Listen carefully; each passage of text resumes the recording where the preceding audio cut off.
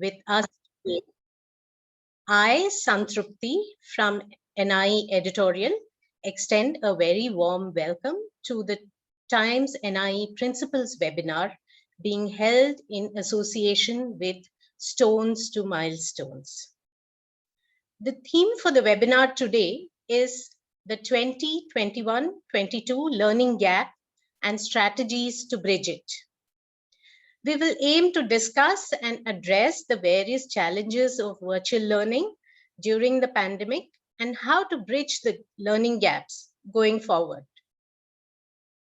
The Times NIE has been a forerunner in providing innovative solutions and support to the school fraternity with thoughtfully designed, informative, and engaging programs.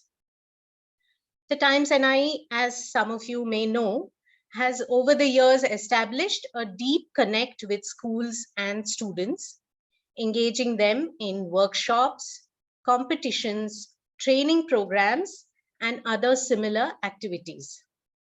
We have also nurtured in them the habit of reading and writing through our Times NIE Student Edition, which is a daily newspaper that is custom made for school students. The Times NIE has a presence in 17 cities, giving students an all-round perspective of thought processes and opinions of their peers from across the country.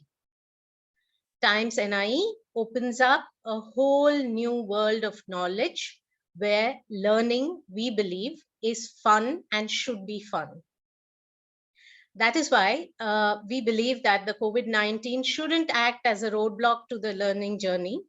And the webinar today, I hope, will help towards this end. So, dear principals, we have with us on our panel today, Mr. Kavish Gadia, co-founder and CEO, Stones to Milestones. Kavish believes firmly in the power of reading. An avid reader himself, he is of the opinion that reading developed his clarity of thought, boosted his confidence to explore and experiment, and strengthened his determination to ensure success.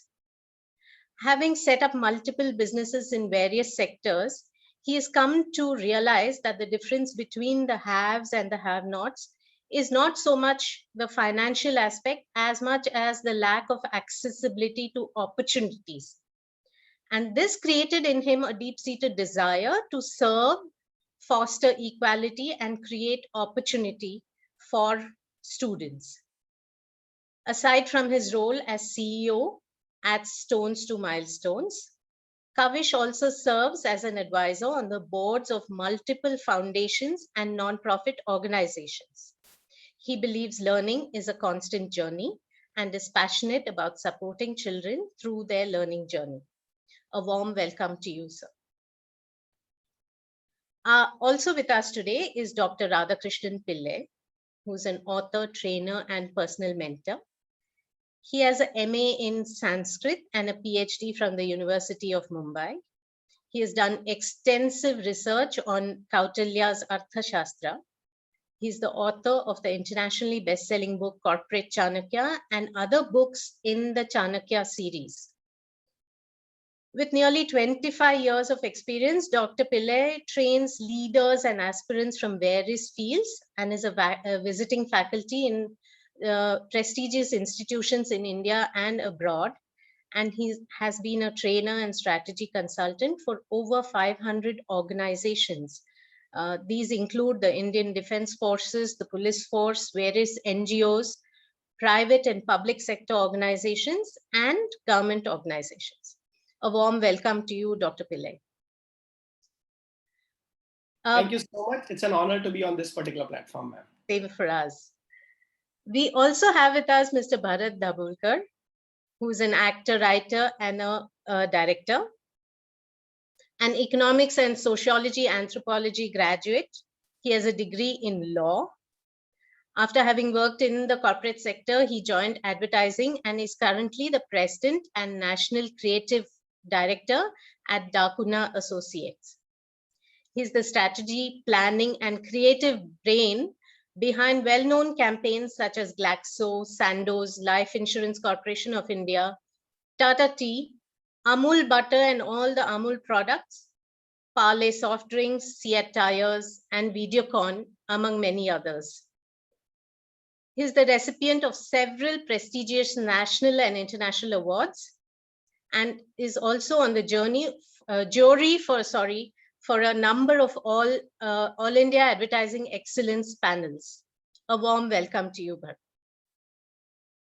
I take this opportunity to thank our webinar partners, Stones to Milestones, for the time, expertise, and knowledge that they will be sharing with us. Stones to Milestones was set up in 2009 with a mission to create a nation of readers. At the core of their belief is that language is a critical life skill, especially in the early years. They've spent more than 10 years in the trenches doing pedagogic research on this subject and learning about their customers and their needs. As the window for this intervention is from age 3 to age 12, they integrate this program with the early school curriculum. They equip schools, teachers, and parents to support this growth in their children through various initiatives. Freedom App, Freedom Live, Wings of Words, FAST Fast, etc. Are part of their offerings. Thank you and welcome again. So before we begin this webinar, I would request all the participating principals to kindly post your questions using the Q&A option that you have at the bottom of the screen. Do mention the name of the speaker you wish to address the question to, so that we would know who will be able to answer that question. And a humble request to the panelists to please adhere to the time line that we've allotted, so that we can take far more questions towards the end when we have our Q&A session. So without further delay, I now invite our first speaker, Dr. Radhakrishnan Pillai, to address the gathering. Over to you, Dr. Pillai. Thank you, Samtrupti ma'am. Am I audible? Yes, you are. So first of all, a warm welcome to each one of the principals present over here on behalf of all the speakers over here, and most important, Times of India, NIE Group, and also our partners who are making reading such a lovely hobby for the children and a lifelong skill that you should have. So I definitely want to thank Bharat sir for sharing this wonderful platform. He's been a strategist, a role model for all of us. Kavish sir. I also want to thank Amrutesh and of course our host Samtrupti ma'am and Dishobna ma'am, who have been coordinating this particular program.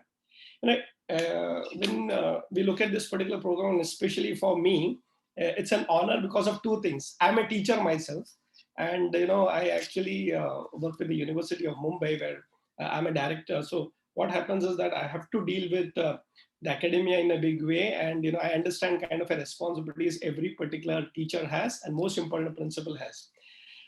Friends, given the kind of a subject, it's a never-ending vast subject, no doubt about that. It's a never-ending vast subject, but at the same time, it's important to know that we have to take this journey of education forward. And when you look at the kind of situation that all of us are in, I think education over so many generations has never faced this kind of a problem. And I would say in a problem lies an opportunity. Imagine the classrooms are being held in bedrooms, in the drawing rooms, and the students are no more students. It's also the parents and the grandparents. And the children, not only the students are conscious, but also the teachers are conscious. So it was very easy initially when the teachers had to only deal with the children in the classroom, and they used to deal with the parents only in PTA. But now they have to always take into consideration what are we going to think when we are addressing the parents, because the parents are now actually judging the teachers also. So it's such a complex thing because of what has happened in the last few years as far as the this is concerned, pandemic. So the way I would look at it is saying that let us look at this not from a problem perspective. Let us look at saying that how do we take the advantage on this particular situation. So, education, definitely, we are all part of it. We are supposed to be doing some contribution to the field. So let us say that whatever the problem currently is happening is real. So I don't think we have to run away from it. But let us think about the topic that is very important, 2021 to 22, the learning gap and the strategies to bridge it. Till 2020, nobody knew what's going to happen. Everybody was getting prepared for the board exams, and all the classes were getting prepared to make sure you pass out. And then 2020 arrives and 2021 continues. So we don't know what's going to happen to the next academic year. So let us look at it, a few strategies, given the few minutes that I have. I don't want to look at strategies because Bharat sir is a better strategist than me, but I would definitely think about a few ideas that probably we all teachers who are supposed to be building the next generation is supposed to do. So, first things first, let us accept this as a real situation where the education has gone completely online. And when I say it's real, I also mean it's here to stay. Yes, that's very, very important. It's not just real, it's here to stay. Even if the pandemic will get over, and I'm sure it will, the vaccination going around and so many people working day and night over, this is not going to be permanent. But remember one thing, the first thing is that even if you have to come back to the classrooms will not be the same. The classrooms will be integrated with Zoom and Microsoft, Teams, and all that particular platform they're using. So the first thing, I think, let us accept this particular fact, a very important fact, that this is here to stay. And so what is the formula? Please get adapted to something called as phygital way of learning. Phygital means physical plus digital. Yes, somebody coined this particular word and so beautiful. So initially we used to believe in physical and now we are seeing digital. But when the school opens, it's going to be a combination of both. And imagine a generation which actually started by attending the first class right in front of a camera. In fact, my sister-in-law's son actually took admission and for the last almost 6 months facing the camera. So they don't even have a concept that there's going to be classmates whom he actually used to go and play around with. So very, very important to know that this reality is going to be phygital. So can we adapt apart from the learning curve of Zoom and how to make videos at home, how to make sure the kitchen vessel noises are not being heard. But remember one thing, we need to make sure that we get adapted to a totally new world where physical and digital, the phygital is going to be a reality. The second strategy or thought that I want you to give over here is basically, unfortunately, till this particular point, our education system has been more like an examination system. Okay, so I don't know how many of us really look at a learning curve. So it's all about numbers, and it's all about passing out and say, mera beta first hai, meri beti first hai. So a small joke, the 10th standard result came out and one girl was crying and a boy was dancing. So I think, okay, let's ask her what happened. So the girl was saying, I expected that I will get good marks. So how much did you get? I only got 98. Okay, so that's the reason for crying. And they check with the boy, why are you so happy? So got good marks. Oh no, I got 35. I passed. So if you look at it, the whole idea is that today the success or the failure is very competitive with somebody else. So even if you got 98, you can see the other person got 99. I'm only third in the class, only third with 98. The other person says after failing 4 times, I finally passed. My dear friends, we teachers have an opportunity, and especially with the NEP coming around, National Education Policy, it's important to know that we have the freedom to change around it. So I would just tell just one important thing: we teachers have to be creative. Okay, so creative doesn't mean only making videos. Okay, creative means you can actually turn around your classroom, physical or digital, into a playground. So you can actually make learning fun, and you can make it very interesting as well. So it's not about just saying that I actually know it better than you. So initially the teachers were here and the students were here. Probably in the digital world we are the reverse. So I can see the children know better in technology, but reality is that teachers need to have the wisdom here who can pass it on to the students, and the students should actually integrate technology. So instead of looking at who is bigger than whom, let us all partner together, come on the same platform and share and exchange knowledge. The last thing which I want to tell is a small story, or I would say an instance that happened when I was in Oxford. Gone there for a seminar, and I remember that the professor was taking me around, showed me a building. Okay, and so, what is the uniqueness of this building? I said, Oxford hai, pata nahi uniqueness kya ho sakta hai. Saying that in this particular building, 23 Nobel laureates work together. The 23 living Nobel laureates. I said, wow, so that's the place where people have done research. But he said, we did this interesting survey of all these 23 professors, and they were asked a very interesting question. Why did you choose this subject for your lifelong pursuit of knowledge and research? Some people may be in literature, somebody could be a scientist, somebody will be some other field, because so many disciplines. And in the survey, one thing came out very common. And that common is all these 23 Nobel laureates who was an excellent in that particular field actually got interested in that particular subject because of the way the teacher created an interest in that subject when they were as a child. So if somebody is hating maths and somebody is loving geography, remember, there's a teacher responsible. So let us remember one thing. It is not the subject that is interesting or boring. It is the way the teacher makes it. Okay, so we teachers, we principals have a big responsibility to make sure that you have to teach in such a way that after the class is over, the child will get interested in learning more. And after they pass out from the schools, they continue their pursuit of knowledge forever. So all of us together have a big responsibility to give a direction to this new generation, which will be better than us. And yes, they should be smarter and more successful than us. Thank you so much. I hand it over to the host to take this forward. Thank you, Dr. Pillai.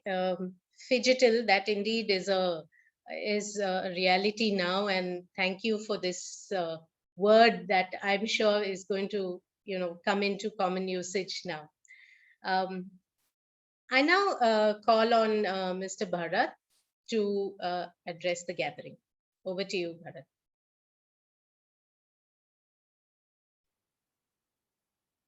I think you're on mute. Okay, Yeah, can you hear me? Okay.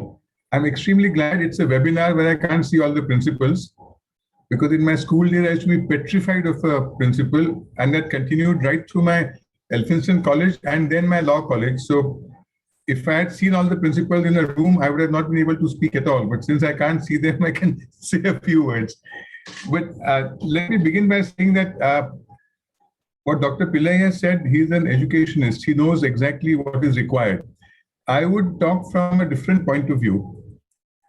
I have always said one thing, that in our education system, whether it's in school or colleges, we try, because we have the same curriculum, we have the same teaching for everybody. Every student tries to be like everybody else. They all, even the teachers, encourage them to belong.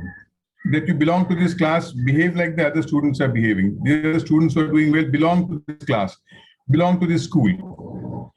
I've always said that if you want a person to be more creative in future, if you want to be more innovative in future, we should teach them to unbelong. Because I think every student has something special in that student which he does not share with anybody else.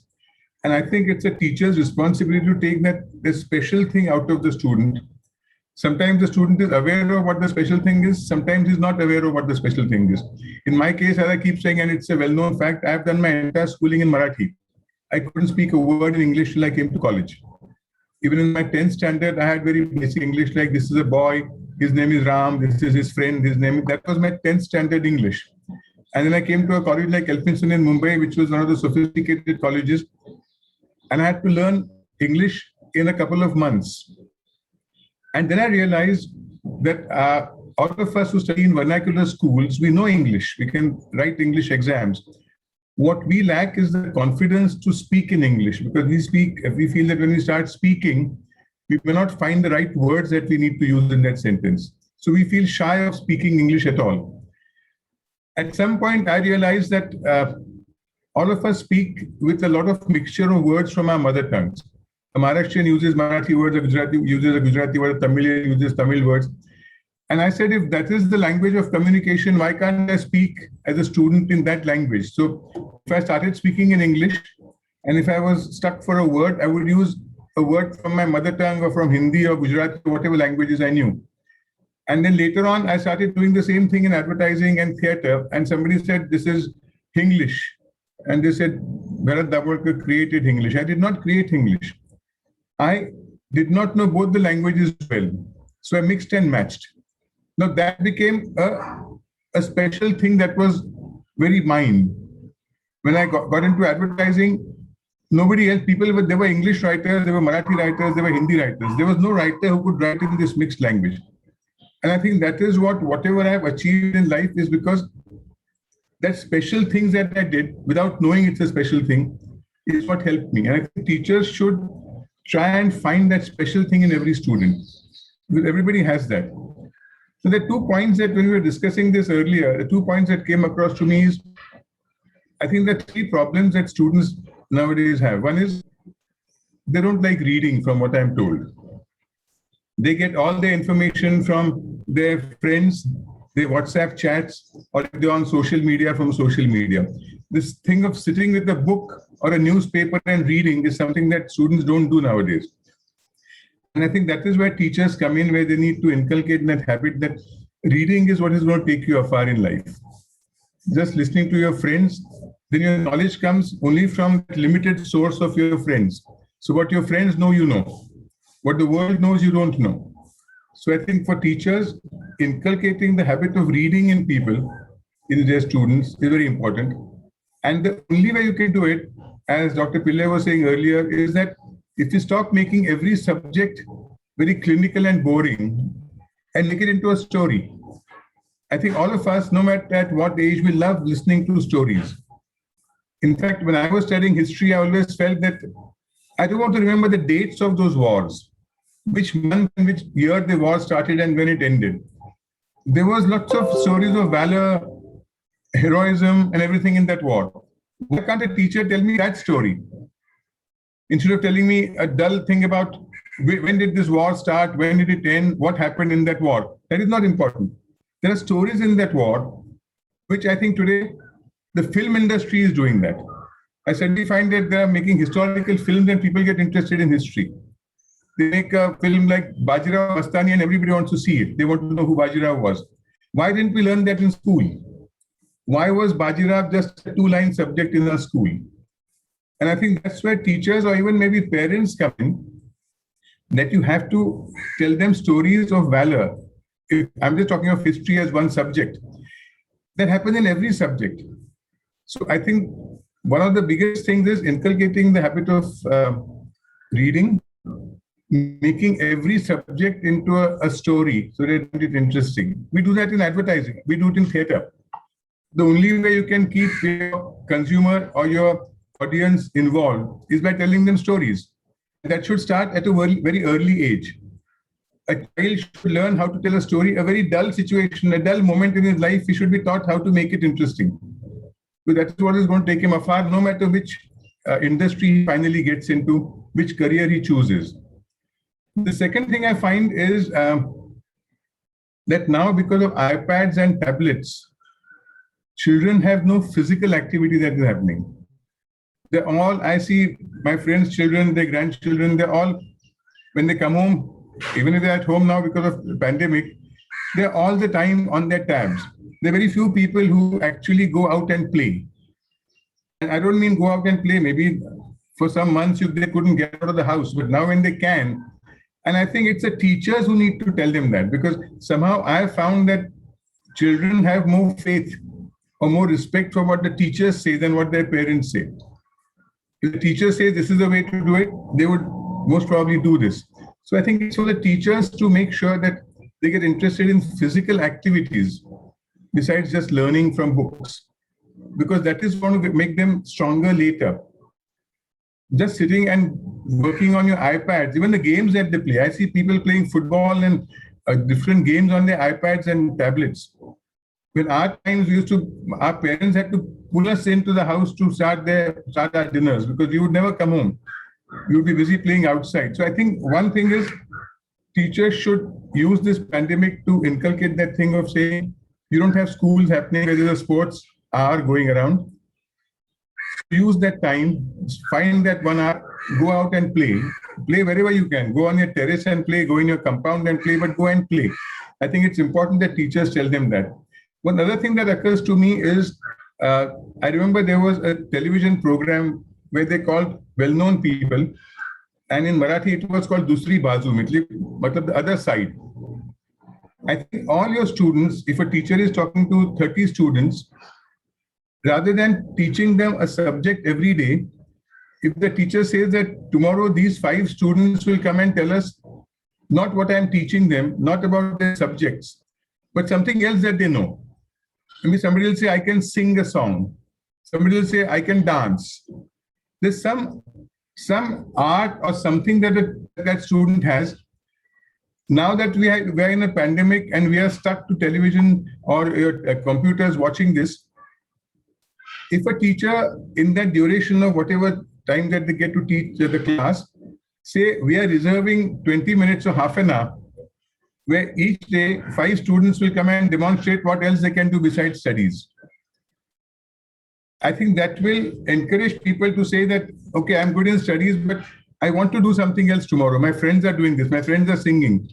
My friends are doing the mimicry. My friends are doing something else. They're whistling, they're dancing. Let the students feel that there's some other aspect that they have to their character besides their studies. And I think that's what will lead to an overall development of a child. So that is another important aspect. One other thing that I've always missed is when I was in college, we had NCC. At some point, they stopped NCC. And I feel something like NCC should be started at a school age. Because NCC is the kind of discipline it gives you. I think it shouldn't be started, and now it's stopped everywhere. We don't have NCC anymore. But earlier we used to have NCC from first year of college. My thing is, why can't we have something like NCC from the 8th standard or 7th standard? Because discipline, the earlier it is inculcated in you, the better it is. Because then that person understands the thing of a command. They understand discipline. They understand who to listen to. They understand respecting elders. They understand respecting orders.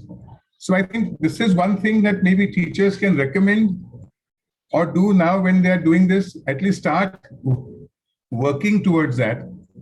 Because I'm sure the government listens to the teachers when they come and make a proposal. When the new act comes in, maybe the government can be told that this is a proposal that we have, that these are the kinds of things that can be started. To inculcate, besides just knowledge of different subjects, discipline is, I think, must. Because what I find is, if you don't have discipline, no matter how much knowledge you have later on, you don't have that respect for elders, you don't have respect for commands. You just feel that I'm an individual, I can do what I want. And unless a school starts doing that at an early age, it won't happen later on. As I said, I'm not from the field of education, I'm more from the field of communication. So what I'm saying is from my experience of what I see around me. But this is what I feel. Thank you. Thank you, Mr. Bharat. Indeed, I think storytelling is the best way to teach any subject, whether it's history or anything else. And I think storytelling, reading, and discipline, the 3 of them are an ideal combination for success in life. Thank you so much for your insights. I now invite Mr. Kavish to address the gathering. Over to you, Mr. Kavish. Thank you, Santrupti. Happy evening to everyone. I would like to begin with a quick gratefulness exercise, right?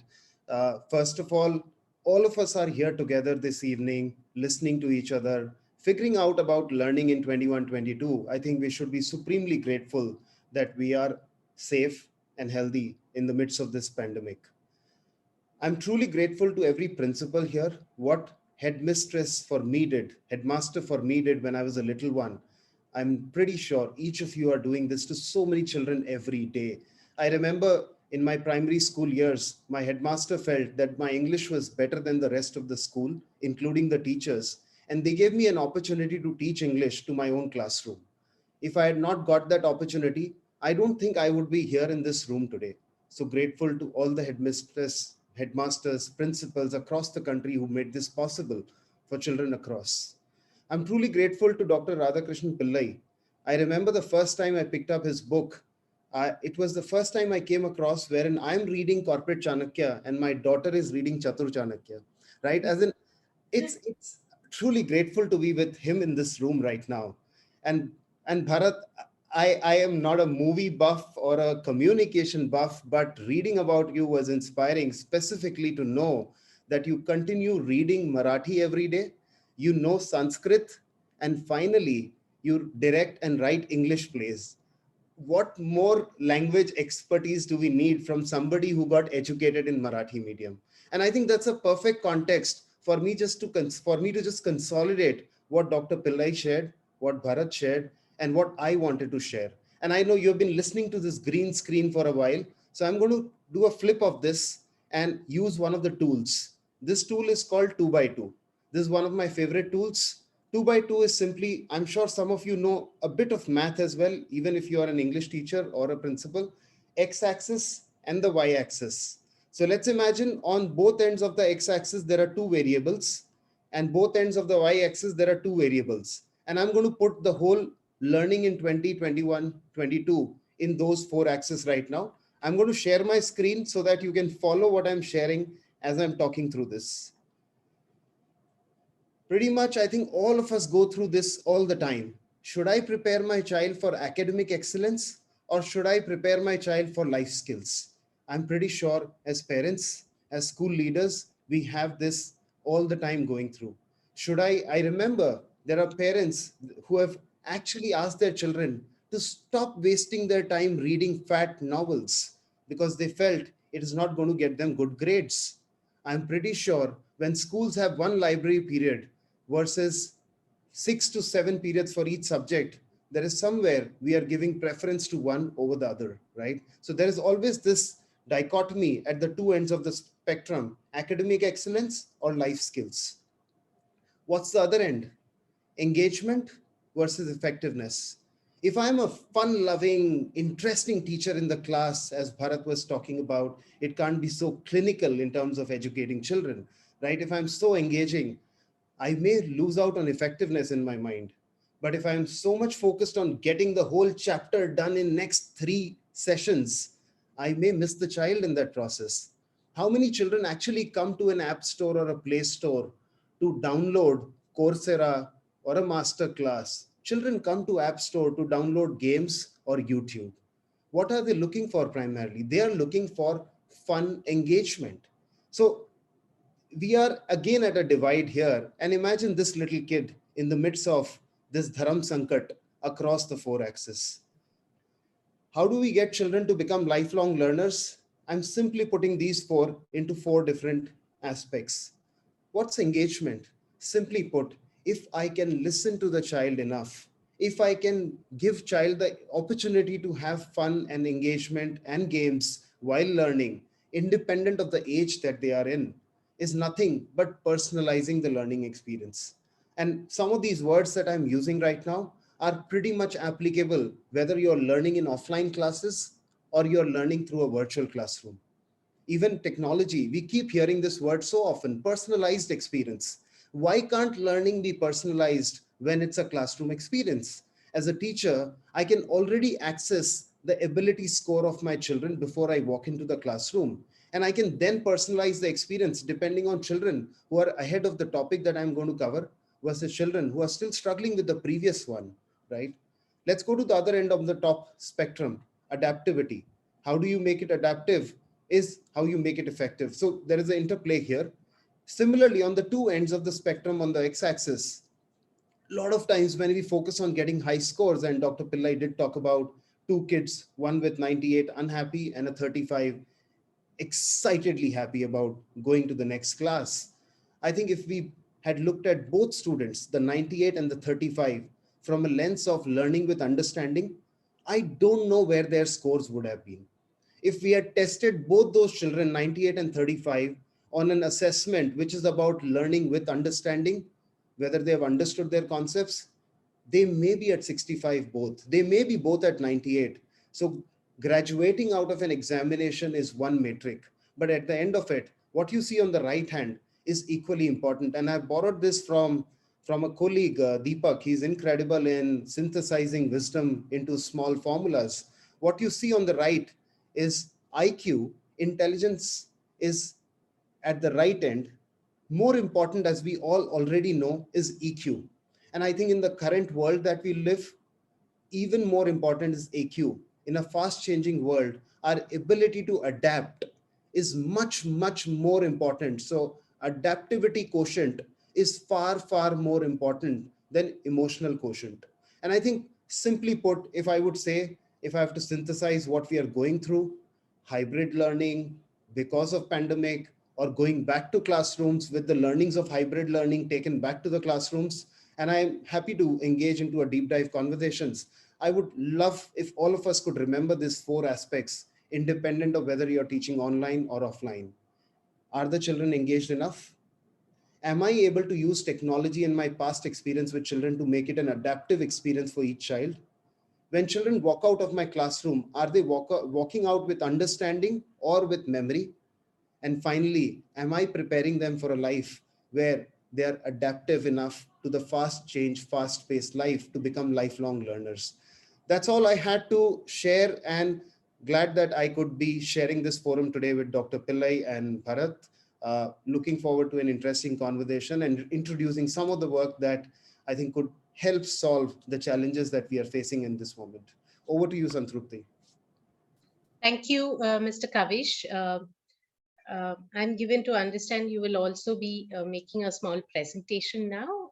Do you want to take it now or after the Q&A? Sure, as in I can do that right away now that I've got Yes. the share of voice and attention from all of you. Let me Yes. also do a health check for all of you. I'm sure all of you have been doing your step count regularly, right? Even when we are in the house, we are doing our step counts. I'm sure some of you or most of you are part of either a yoga group or a running group. You belong to a community on health as well, right? And maybe few of you also have something called a headspace or a calm or one of those meditation apps to quieten your mind. So we are using something like step count, something like a WhatsApp group, and an app to keep ourselves emotionally and physically fit. And what all of us are talking about today is, can we get our children to fall in love with reading? And one of the initiatives that we are supremely proud of championing is Club 1 Billion Readers. And I'm going to take a couple of minutes more to just introduce you to what we call Club 1 Billion Readers. So here you go. So Club 1 Billion Readers is a community, it's a mission. I'm sure all of us remember Standard Chartered Mumbai Marathon when it started way back 2 decades plus back. The whole country started running for fitness. Even today, Earth Hour is practiced globally. And I think simply what all of us together in this panel are saying today is reading is significant. If children can feed their curiosity to first-hand access to knowledge through reading, that's a power that we are leaving with them for a lifetime. And hence, this is a mission where we are inviting all of us to join Club 1 Billion Readers. There are more than 2.5 billion children out there in the world. Getting to 1 billion is not difficult.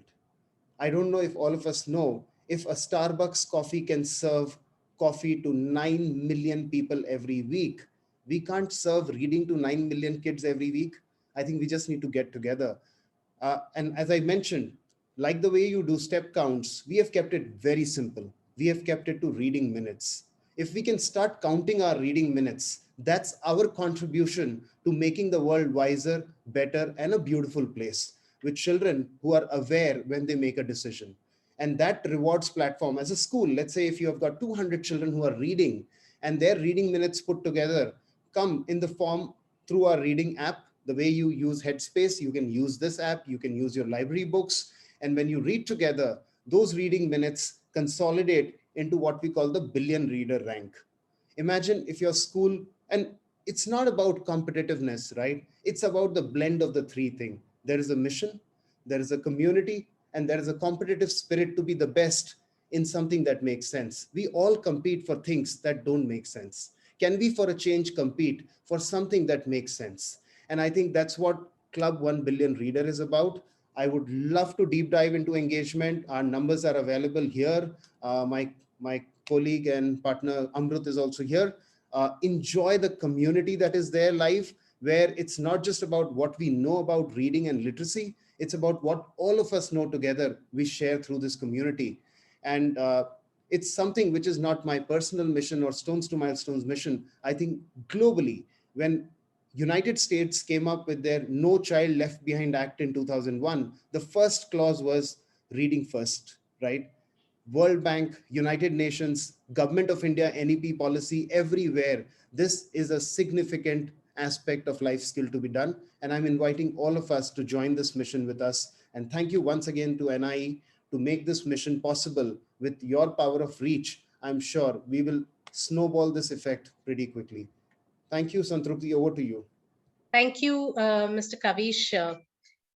Having dealt with children for some years now, it is really heartening to note that there are a lot of children who still read, who are happy to write reviews, who are happy to send in their opinions about books and what they have read. So I think we can take a little consolation from the fact that there are children who are reading.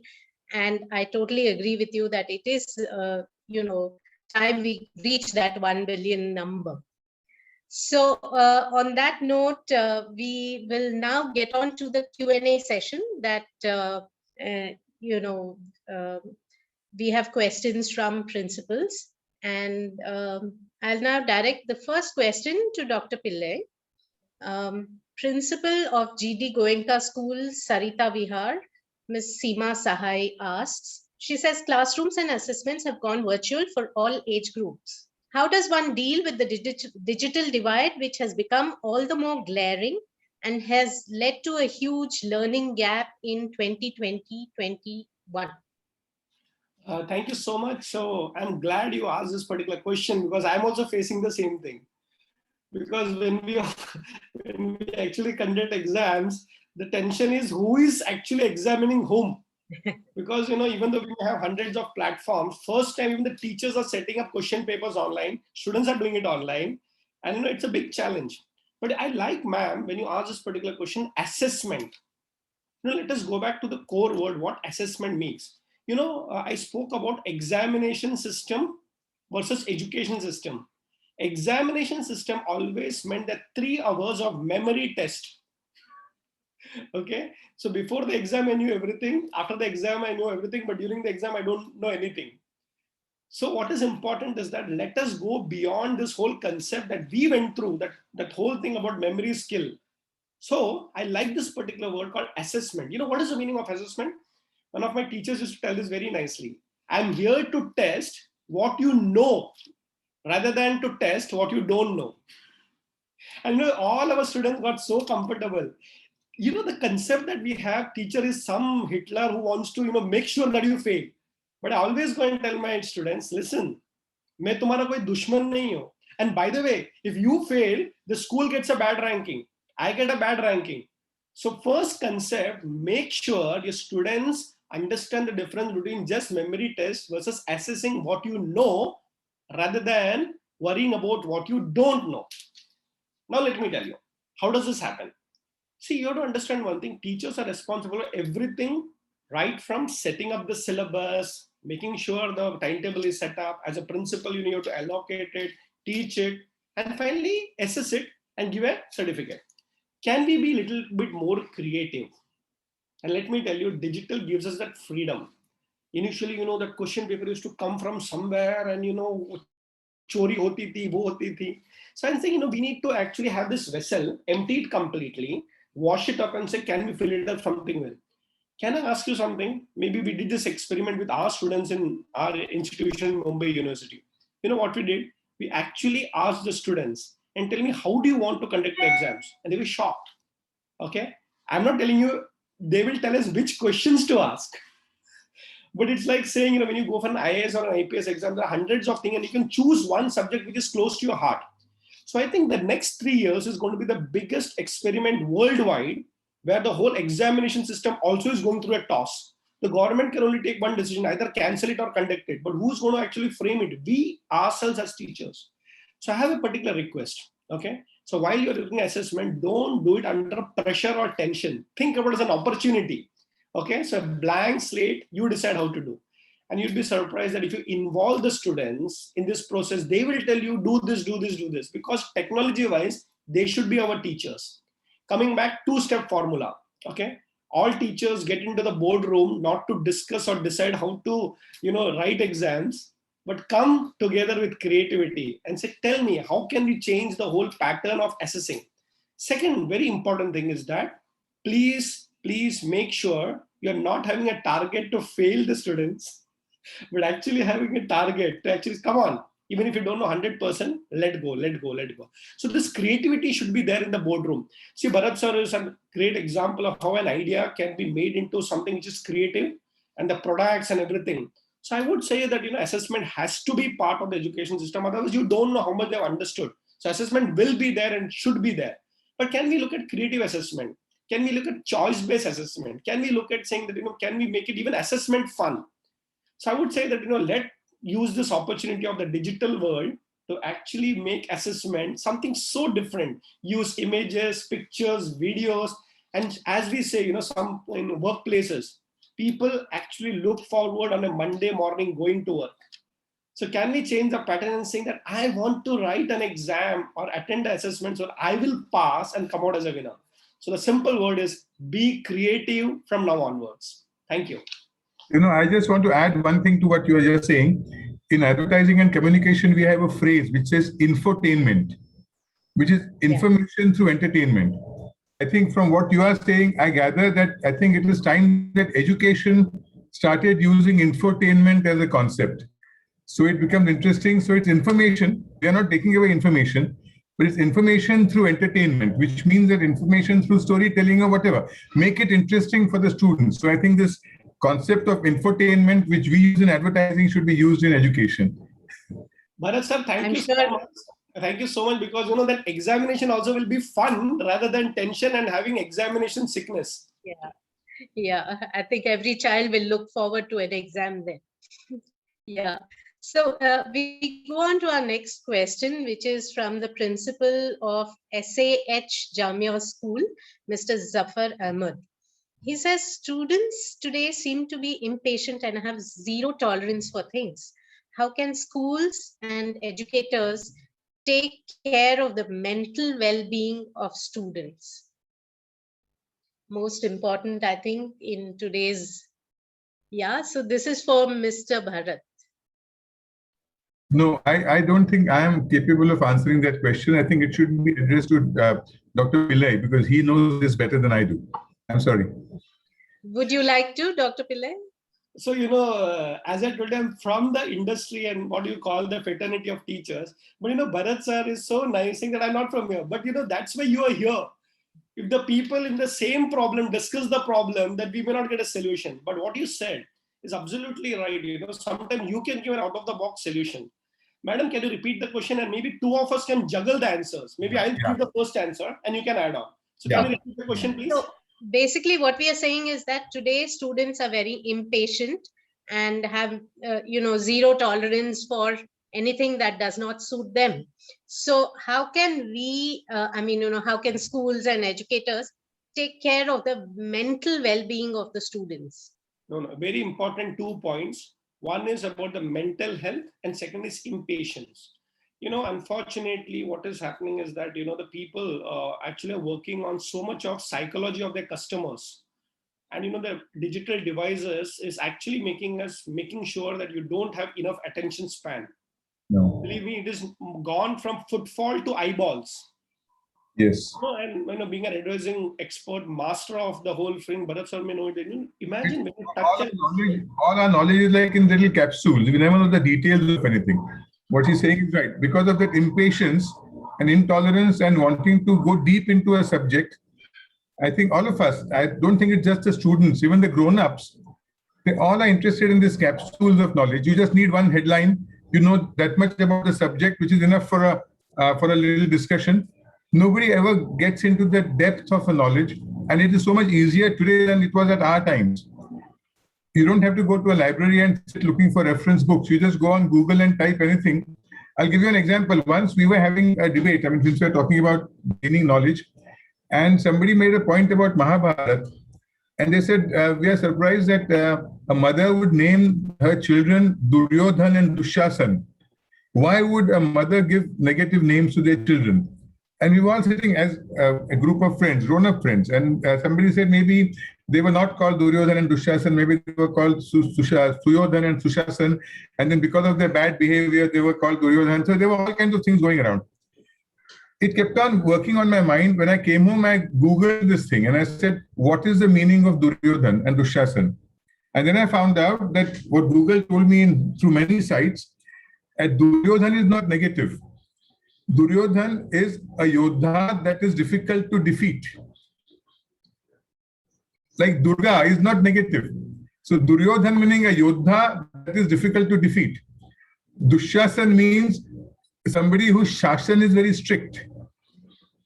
So these are positive names. Now the thing is, it was so easy for me to find it on Google, which is the advantage today's students have.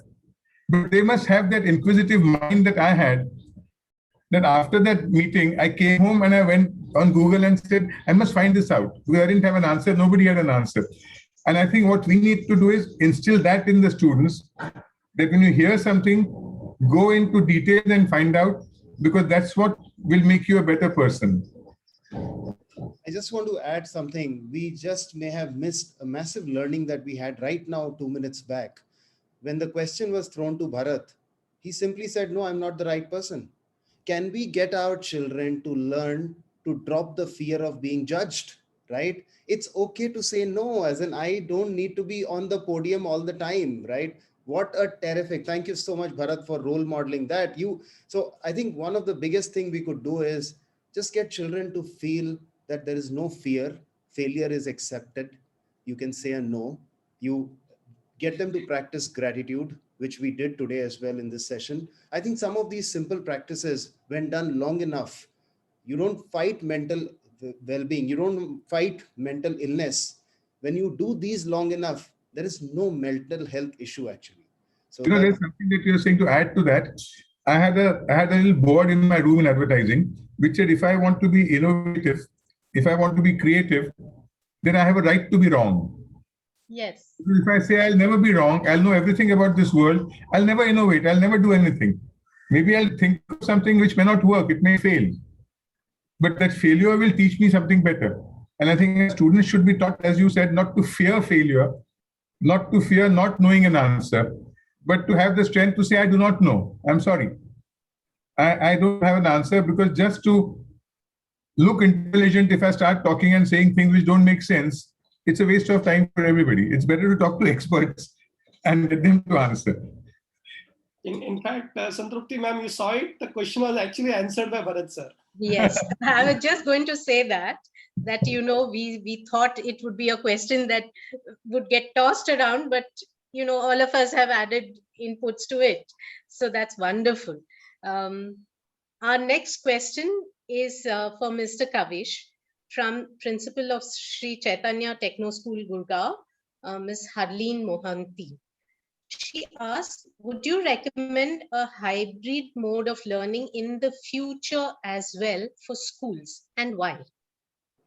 Thank you. First of all, ma'am, you and your management is a visionary. For you to have techno in your school name, you've already accepted hybrid learning, right? So that's great. Congratulations to all of you for that vision. And that answers the question in terms of definitely we have to get to hybrid learning. My perspective here, and don't get me wrong when I say this, that for educators, pandemic had a silver lining as well. Pandemic did so much to the world in terms of putting us on the spot, helpless. But for educators, it has really been a silver lining, because was there a way for us to get away from the screen? As parents at home, we were on our screen 90% of the time. If we were awake and not doing any daily chores or our work, we were on the screen. Screen was our life. How can we get the screen away from children? We were simply saying screen is not good for my child, but I am addicted to the screen. And I think we were just simply neglecting what technology could do in the constructive way. What pandemic has done has forced us to accept technology, to figure out what is right in technology and leverage on it. And let me give you two simple examples. Right now for this webinar, I was just worried about the t-shirt because Times of India told me wear a dark t-shirt.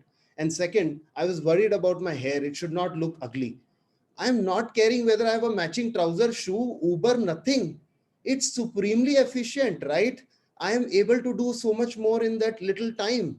So technology will add to our efficiency. There is no second thought about it. Second, human beings can do error. When I do homework correction it's possible that I may overlook something. If I overlook something, parents are going to go to the principal saying my child's marks were cut incorrectly by your teacher.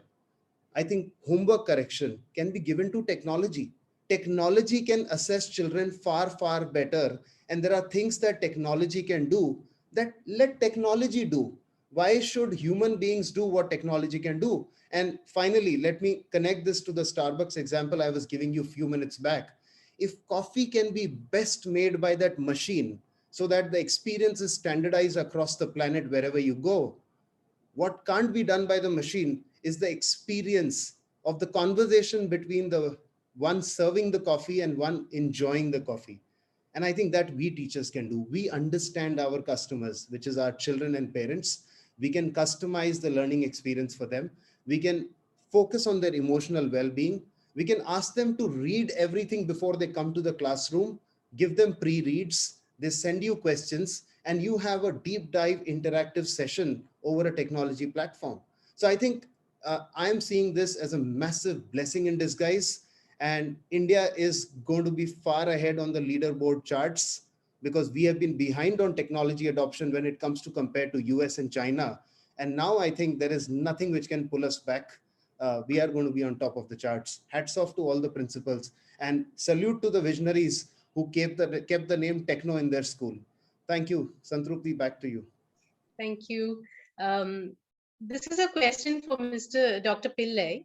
Comes from Vice Principal of Mount Olympus School, Gurugram, Manisha Khanna. She says, in this pandemic time, due to virtual learning, students have stopped writing to a great extent. Yeah, they listen to lectures, attend classes, attempt quizzes, but they do not write too much. How is it going to affect them, and how do we overcome this, shortcoming? Writing is not a problem only for children, it is for elders also. Because with the keying in and typing, writing is virtually gone. I'll tell you a small instance, even our banking is all automated. Where do we write actually? Even writing letters is gone. It's all emails or voice and WhatsApp calls. I'll tell you a problem that happened. I had to sign some bank papers to withdraw some money and all the things, and you'll be surprised. They rejected it. Why? What happened? The signature match nahi hota hai. And then I realized actually I forgot to sign because my signature, which was actually a practice, is gone. Remember, I am India's #1 business author, but I don't write. Okay, I type. So now here is the big question. Will the next generation actually write? Or will they type or key in? It's a big challenge, okay? And that's why only hope is schools. So if we need to make our next generation continue writing, please make sure the pen and the paper and the pencil is used often. Yes, the world has to move forward because it's better to voice it out and type it out with less speed. And there is, I think it's neurolinguistics is one of the things that's happening in a big way, where you think and it comes on the screen. So it captures your thoughts. So, writing is a tool. But let me tell you, let us not go 100% only into writing in one way, but neglect the typing part of it or the digital. It has to be balance of both.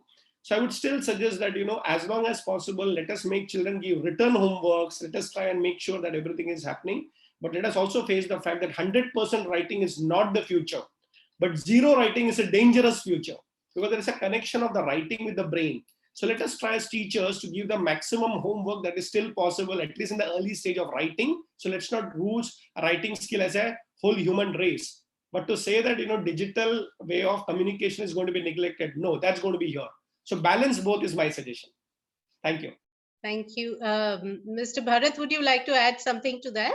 Yeah, I was just going to say that I'm one culprit in this, that for last 20 years, now I've written 32 plays, okay? Now, last 20 years in my writing of plays, I got this thing 20 years back called Dragon Speech Recognition Software. So I don't type anymore. I was anyway one-finger typist, and now I just dictate. So it's like I would dictate to a secretary, and it keeps typing things. It corrects spellings. It does things. If I want, I can change the font later. So maybe I was ahead of time in terms of using technology 20 years back. But what Dr. Pillai is saying is right, that then what happens is I'm talking and it is typing, but I'm not getting used to typing the spellings of every word. which is also very important. So I think it has to be a combination of both. And people like me, we did this as a thing of convenience, that we didn't have to sit and type because I was a one-finger typist. And this was very easy for me. I would just start talking and it would keep typing things. And if I didn't like it, I would say, scratch that, type it again. It would do all of that. So it was very easy. So I think as we go along in future, with ease of technology, we won't be able to avoid these things. These things will happen. Even on your mobile phones now, you don't have to type a message. You can just speak and it types that message. Lots of times there are lots of mistakes, but people understand what you're trying to say. But the point is, this physical typing and understanding what spellings of each word are is very important. We shouldn't ignore that. So I think when we're teaching students, we should not just go with the technology, we should also have a combination of both.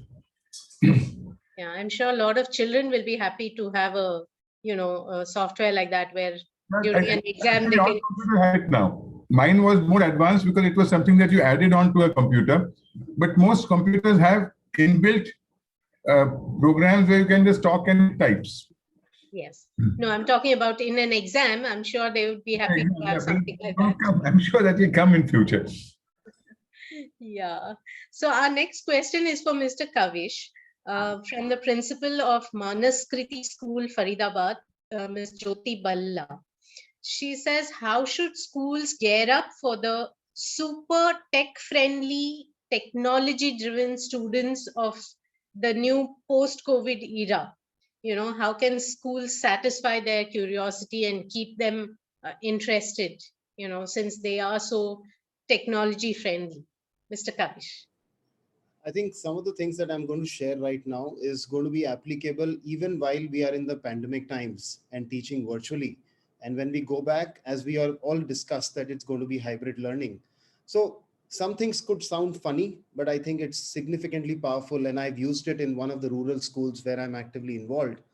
We all struggle that how do we assess children in the online world, in a technology world, whether the student is writing the exam or somebody else? Can we flip it? Can we ask the students to prepare the question papers? We have to give them guidelines in a way that question papers would be very thought provoking. It can't be just when did Panipat war happen, right? If we get children to prepare question papers, they have to read, they have to process their textbooks to prepare a thought provoking question paper. We have student councils, we have sports councils. I think it's high time as teachers and principals, much more than us, children are fast learners. They know about technology so much better. Create a technology council. Get 5 of your best children, the naughtiest techies in that. They will figure out how to control the best out of technology rather than you and the IT team trying to figure it out. Create a technology council of the 5 naughtiest, most tech intelligent people, students in your own school, and they will unleash the power of technology. Third, I think there are tools which can supremely help us when it comes to hybrid learning. Even when we go back to the classrooms, why leave aside the power of technology that worked with us? Things like how do you assign reading and assignments to children such that you know that they are using when they are at home? How do you ensure they are doing project collaboratively using various collaborative tools? How do you use technology platforms like I talked about Freedom app as one of them? When we give children books from the library, we really don't know if they are reading at home. Why can't we give children certain reading on apps like Freedom? If they are reading or not, we are able to track that, right? There are certain necessary things that you want them to still cover, right? That's the third aspect. And the fourth element is, I'm sure all school leaders have struggled with this as much as I have in the recent past, is where do you get the best talent for every subject all the time? With technology, you have the world just a click away for certain subjects, for certain concepts, for certain expert spaces like mental well-being. Why can't you have somebody from down south who's an expert? Maybe Dr. Pillai comes again to your school through a virtual session. Just this virtual session, if it had to happen at Times of India, Bahadur Shah Zafar Marg office, with all of us flying in there, it would have taken so much of planning. But Dr. Pillai is just a click away if you schedule the session with him. So I think it will be most powerful to do all of these things together. But the most important, as I said, create a technology council, get the naughtiest, most tech bright students into that council. They will prepare you for the post-pandemic era right away. That is very true. I'm sure there will be a lot of children at each school, who can do that. So our next question is also for you, Mr. Kavish. Comes from Ms. Deepthi Sharma, principal of Pragya Public School, Greater Noida. She says educators are connecting with students online and learning is taking place in a very different manner now. But there is a lack of physical presence and an atmosphere of a proper school is missing. So how can we devise a way to bridge this gap? Basically that whole atmosphere of the school. How do we bring that in? Yeah, I think Dr. Pillai rightfully used that word at the outset, phygital, right? Imagine, let's say, if we are going to continue these pandemic times and we have to continue virtual learning, how can we offer children things that can't be offered virtually? And those are three things that I can think of right now. One, environment plays a significant role. The space in which you learn makes a significant role. Can't those spaces be actually created in children's homes, wherein we actually get children to follow a discipline that when you want to study, you create a space for yourself and you're going to sit and study there. You have to make it feel like a classroom for yourself. Can we get children to replicate a physical space as they would experience in a school environment in their homes to the extent possible? Because that's one significant element that goes missing when we are not meeting in school campus. Second, I think the whole emotional connect, when I am in a physical classroom with my students, I'm able to sense the energy, right? In terms of which child is feeling low and, but that can be handled if you have a very designed process of having enough circle times, enough smaller group huddles, even through technology. I think we have been doing this beautifully well, wherein children know that 5 p.m. on Thursday, I can dial in and Santrupti ma'am is going to be there.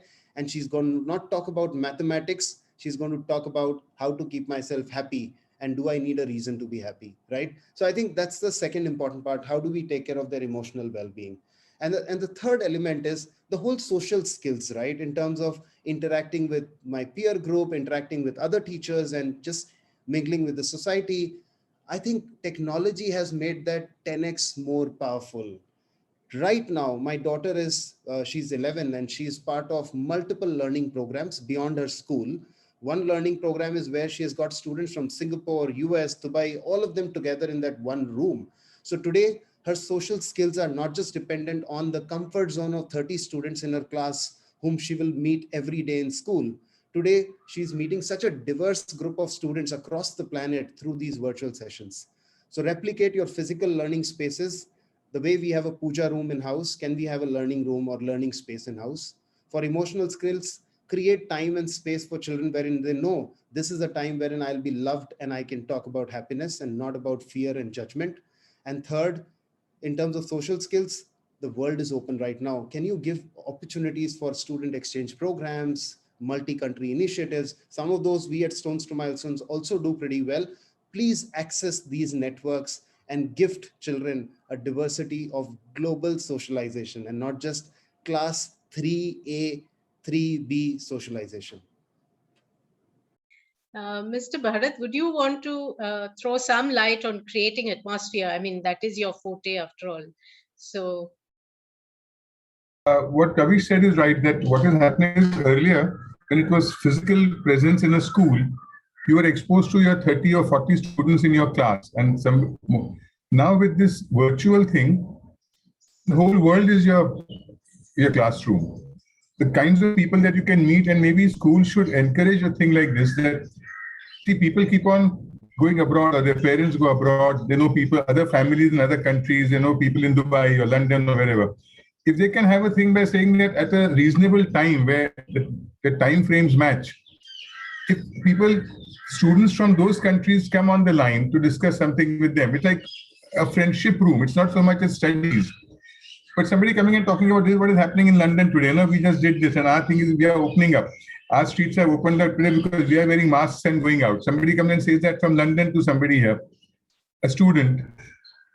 That sort of a thing inspires people to say, in our country, this is happening. It's a whole thing of exchange of ideas, which needn't be about their studies. It can be about their environment. It can be about, we didn't have so many COVID cases in our country. In our school, we had only 4 people who had, a thing like this from world over, I think suddenly expands your horizons. And I think that is so easy now with technology. It didn't happen earlier. As I said, forget students. Even we, as advertising, we had our own community. We have our own advertising agencies. When we became a part of a larger international group, suddenly the whole thing opened up for us. If we had a conference, it wasn't about Indian advertising people. We had advertisers from Australia, from America, from Thailand, from Hong Kong. And suddenly it opened our eyes that great things are happening in the world.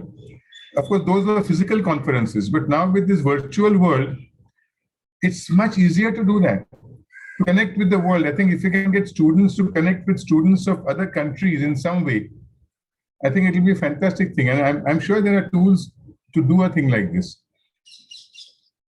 Yes, I'm sure, technology is going to aid a lot of this connectivity across the world.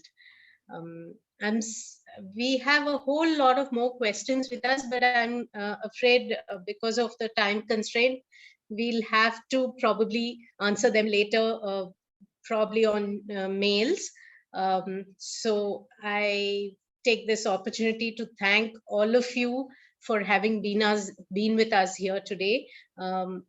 Thank you, Dr. Pillai, Mr. Bharat, and Mr. Kavish. It has been a pleasure talking to you all, and I'm sure our teachers, principals have taken away a fund of information that they can, implement and use in their schools. On behalf of the Times NIE, I thank all of you, and I thank the whole team NIE for having put this wonderful discussion together. Thank you, and stay safe, everyone. Thank you so much for being a wonderful coordinator. Thank you so much. Thank you. Bye. Bye. Bye.